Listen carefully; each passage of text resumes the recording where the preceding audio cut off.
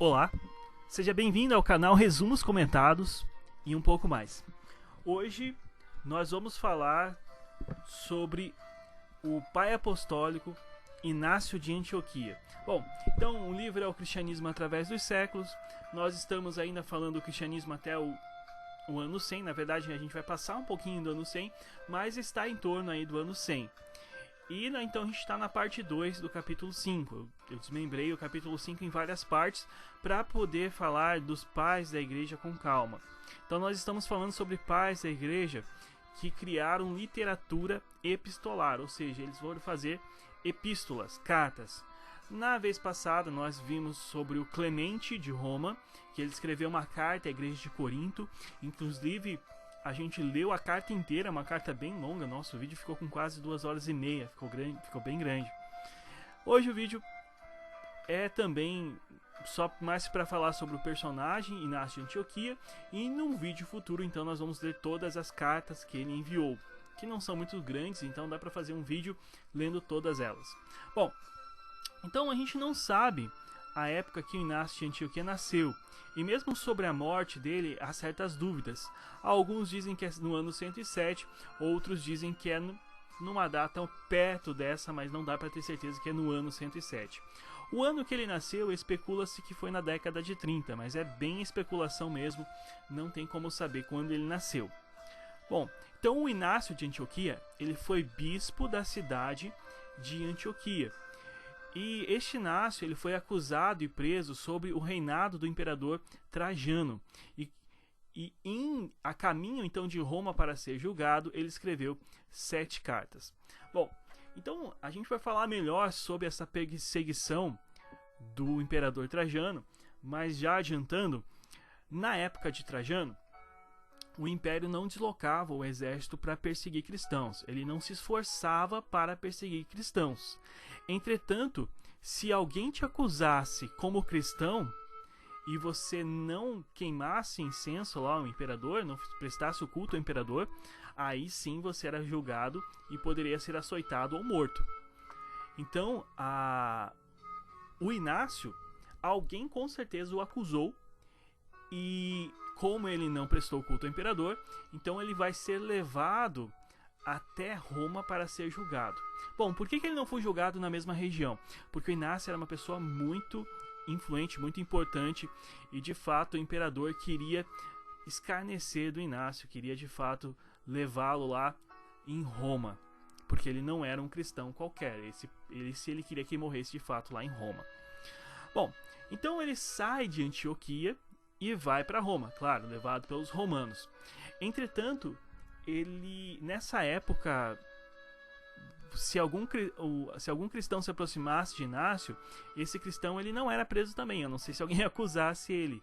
Então, durante o trajeto, o Inácio ele pôde receber visitas, e durante essas visitas ele recebeu bispos de outras cidades, recebeu irmãos de outras cidades durante esse trajeto, e também durante esse trajeto, então, ele escreve 7 cartas a caminho do martírio em Roma. Na cidade de Esmina, ele escreveu cartas para as igrejas em Roma, Éfeso, Tralha e Magnésia. E na cidade em Troade, ele escreveu para a igreja em Filadélfia, para a igreja em Esmina e para Policarpo, bispo de Esmina. Então foram 6 cartas endereçadas a igrejas e uma carta endereçada ao bispo Policarpo da igreja em Esmina. Então veja que teve uma carta para Esmina e uma carta para o bispo da igreja em Esmina, para Policarpo. E para esse vídeo não ficar muito curto, que era basicamente isso que se sabe sobre Inácio, eu vou ler a carta que ele escreve a Policarpo. Entretanto, antes de a gente ler essa carta, eu gostaria de ver novamente algo que eu expliquei no vídeo sobre o Clemente, de como que era a organização da igreja naquela época, porque a gente vai notar que já na época de Inácio tinha começado a declinar. A igreja já estava começando a se organizar de uma maneira diferente, caminhando para o romanismo, para a igreja que a gente chama de católica, tá? Então vamos lá. Então aqui a gente tem um mapa do Império Romano com suas diversas cidades. Aqui a gente tem a Roma Oriental e Roma Ocidental. Império Romano Oriental e Império Romano Ocidental. Bom, os cristãos então foram pregando o evangelho e de cidade em cidade eles construíram igrejas. Construíram não, né? Formaram igrejas, é melhor. Construir parece estar construindo prédio. Não, a igreja são os crentes, são os irmãos. Então eles formaram igrejas, eles pregaram o evangelho e organizaram igrejas ali. Formaram igrejas, melhor. Bom, então foi o que aconteceu, foi que nós temos várias igrejas por exemplo, tem uma igreja em Éfeso, uma igreja em Pérgamo. Em cada cidade tem apenas uma igreja, ok? Era uma igreja por cidade.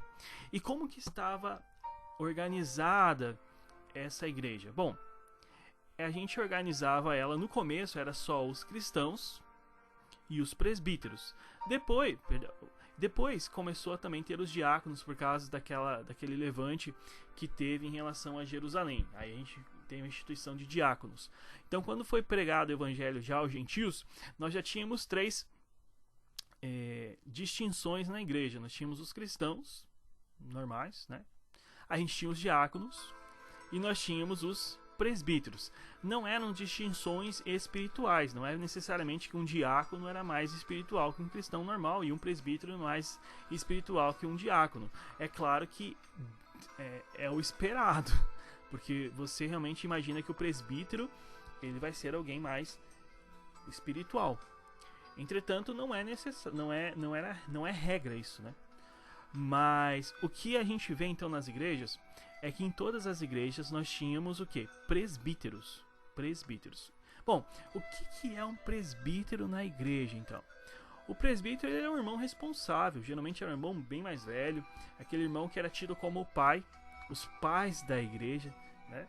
Então, esses presbíteros, eles tinham o cargo de cuidar da igreja de Deus. A gente tinha os diáconos que tinham o cargo de servir. Já os presbíteros era realmente mais de cuidar, de um pai mesmo que está exortando, que está cuidando. E uma das funções então dos presbíteros era qual? A de bispo, que quer dizer episcopos em grego, que quer dizer olhar sobre. Então, ou seja, era eles que olhavam sobre os irmãos, vendo se ia haver algum tipo de perigo de fora, quando alguma doutrina estava surgindo, uma doutrina errada, eles cuidavam disso. Então, os presbíteros tinham a função de bispo. E isso em todas as igrejas. Entretanto, logo algum presbítero começou a se destacar. E a esse presbítero que começou a se destacar, deu-se o nome de bispo. Então veja que no início todos os presbíteros eram bispos. Por quê? Porque eram as funções deles. E a gente percebe isso muito claramente na carta a Clemente. Clemente fala, ele não cita presbíteros, bispos e diáconos. Quando ele cita bispo, ele não cita presbítero. E quando ele cita presbítero, ele não cita bispo. Justamente porque são duas coisas iguais, equivalentes. Entretanto, agora a gente vai notar que já em Inácio, isso vai mudar. Isso muda. E agora nós vamos perceber na igreja já esses três cargos: presbítero, bispo e diácono. Antigamente era só presbítero e diácono. Agora vai ter bispo, presbítero e diácono.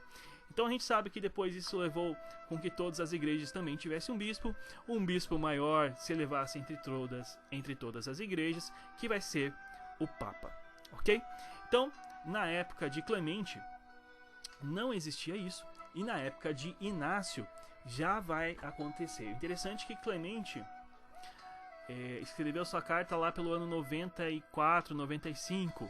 E se o Inácio morreu lá no ano 107, se passou aí no máximo 15 anos.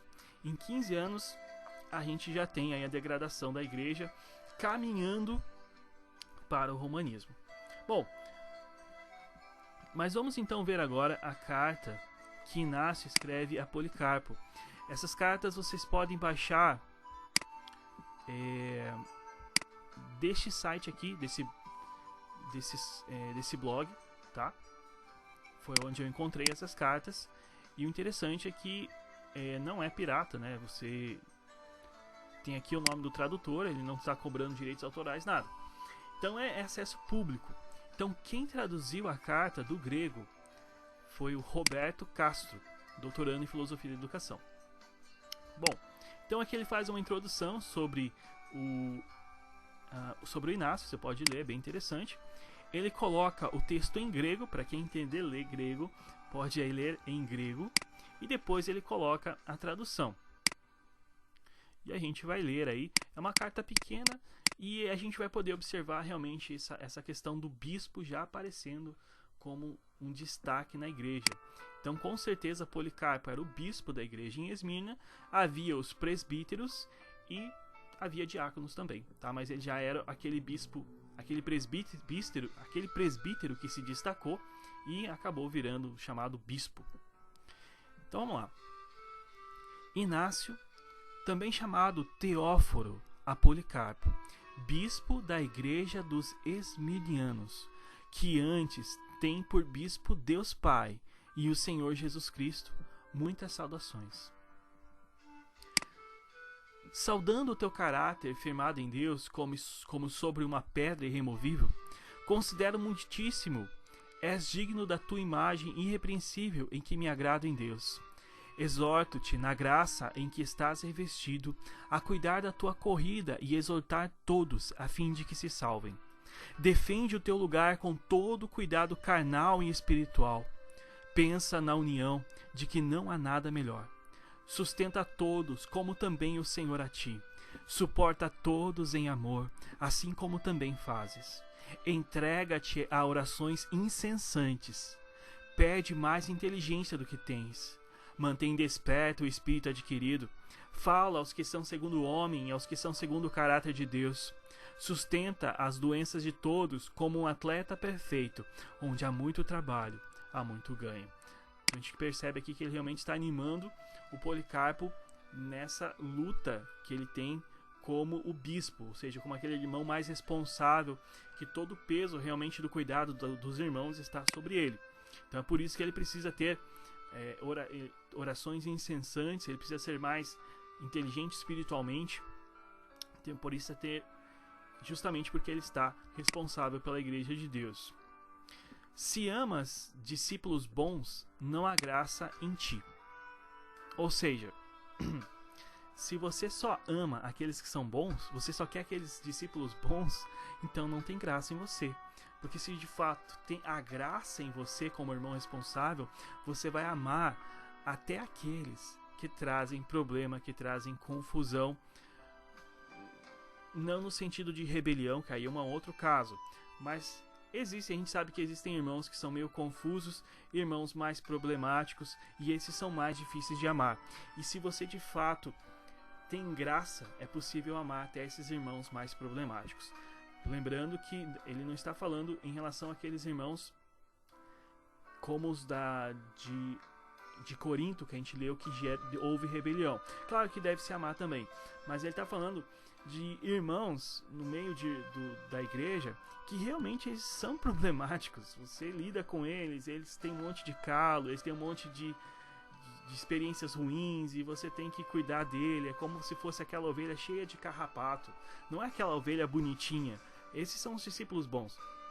É aquela ovelha cheia de carrapato. Você tem que ir lá tirar os carrapatos. Isso é graça, você tem que ter graça lá para cuidar desses irmãos. Bom, antes submete os mais contaminados em mansidão. Nem todo ferimento é tratado com o mesmo emplastro. Ou seja, você tem que ver qual que é a ferida do irmão e através disso você vai notar como que você deve proceder para que esse irmão se cure. Faz cessar as agitações provocadas pelas fomentações. Torna-te prudente como a serpente em tudo e puro para sempre como a pomba. Por isso és carnal e espiritual, para que cultives as coisas reveladas da tua pessoa. Pede para que as coisas invisíveis te sejam reveladas, de modo que nada abandones e superabundes em toda graça. A época te chama, como o piloto, os ventos e o agitado pela tempestade, um porto para fazer a vontade de Deus. Sê sóbrio como um atleta de Deus. O prêmio é incorruptibilidade, incorruptibilidade e a vida eterna, a respeito das quais estás convencido. Em todas as coisas, eu e as minhas cadeias, que tu amas, somos a tua garantia. Não te espantem os que parecem dignos de confiança e têm outro ensino. Coloca-te firme como uma bigorna golpeada. Ser castigado e vencer é próprio do grande atleta. Principalmente és-no preciso suportar todas as coisas por causa de Deus, a fim de que Ele também nos suporte. Torna-te mais dedicado do que és. Entende os tempos. Aguarda o que está acima do tempo, atemporal, invisível por nós, visível, impalpável. O que nada sofre por nós, sofredor. O que por nós suporta tudo de todas as maneiras. Então a gente percebe que é uma carta de ânimo semelhante ao que Paulo escreveu a Timóteo. Lembra, pelo menos lendo aqui, não que os temas, mas o ânimo que ele vai passando de se fortalecer na graça, no caso de Timóteo, Paulo cita bastante a doutrina, né? Esforça-te em ler, mas a gente percebe que esse ânimo lembra muito a carta de Timóteo. As viúvas não sejam negligenciadas. Lembrando que, olha, que Paulo também, eu tinha até esquecido essa parte da carta de Inácio, mas lembrando que Paulo também fala das viúvas para Timóteo. As viúvas não sejam negligenciadas. Depois do Senhor, se tu o cuidador delas, nada seja feito sem o teu conhecimento, nem tu faças algo sem o conhecimento de Deus, como não fazes. Mantém-te firme, as reuniões sejam feitas com frequência. É interessante, as reuniões sejam feitas com frequência. Há relatos de que em várias igrejas havia reuniões todos os dias. Busca pelo nome. Não trata escravos e escravos com arrogância, mas eles não sejam cheios de orgulho, mas sirvam mais para a glória de Deus, a fim de que obtenham de Deus maior liberdade. Não amem ser libertados do comum, a fim de que não sejam achados escravos da lascívia.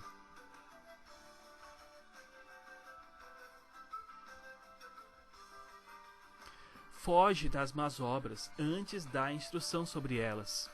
Conversa com minhas irmãs para amar o Senhor e estar satisfeitas com os maridos, na carne e no espírito.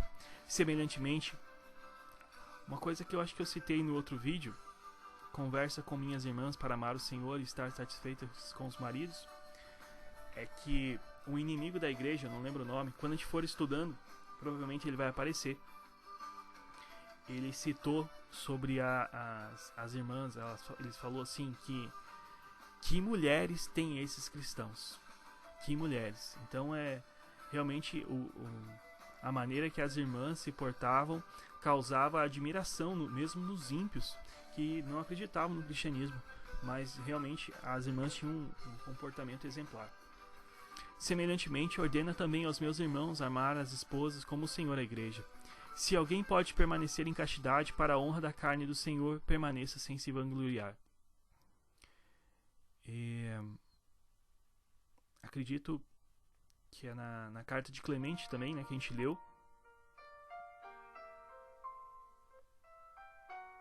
Agora eu estou confuso agora se é em Clemente ou eu lendo Timóteo, que eu vi sobre a castidade, mas acho que é em Timóteo também.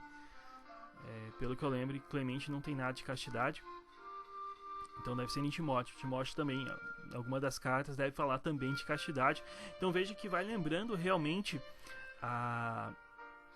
essa questão bem parecida mesmo com a carta de Paulo a Timóteo, no sentido de dar ânimo e de dar instruções práticas ao servo do Senhor. Se alguém pode permanecer em castidade para a honra da carne do Senhor, permaneça sem se vangloriar. Se vangloriar, perdeu-se, e se vier a ser mais do que o bispo, está corrompido. Ou seja, vier a ser mais do que o bispo, no sentido de glória, né? Você está dando glória a si mesmo mais do que o bispo. E você não é bispo. Quer dizer que o teu orgulho está exaltado, então você está corrompido. Convém aos que casam e às que casam fazer a união com o conhecimento do bispo, a fim de que o casamento seja segundo o Senhor e não segundo a paixão. Ou seja, às vezes é capaz do cristão casar lá e o bispo nem saber. Mas ele fala que não, que tem que ter o consentimento. A gente não sabe exatamente, eu não sei dizer como que era o casamento dos cristãos, qual que era a cerimônia. A princípio parece que era algo muito simples, a não ser quando o cristão era rico, mas aos cristãos mais pobres parecia que eles simplesmente ganhavam a bênção da igreja e estavam casados. A fim de que o casamento seja segundo o Senhor e não segundo a paixão, todas as coisas se tornem para a honra de Deus. Aproximai-vos do bispo, para que também Deus se aproxime de vós. Eu sou a garantia dos que se submetem ao bispo, presbíteros e diáconos. Então veja que ele estava citando o bispo e finalmente aqui ele coloca a ordem: bispo, singular, presbíteros, diáconos. Então aqui a gente percebe que nessa época, já no ano 107, a igreja já tinha declinado e de fato estava começando o caminho rumo ao romanismo. E com eles minha parte possa se fazer ter em Deus. Trabalhai uns com os outros, combatei juntos, correi juntos, sofrei juntos, dormi juntos, despertai juntos, como administradores, assistentes e servidores de Deus.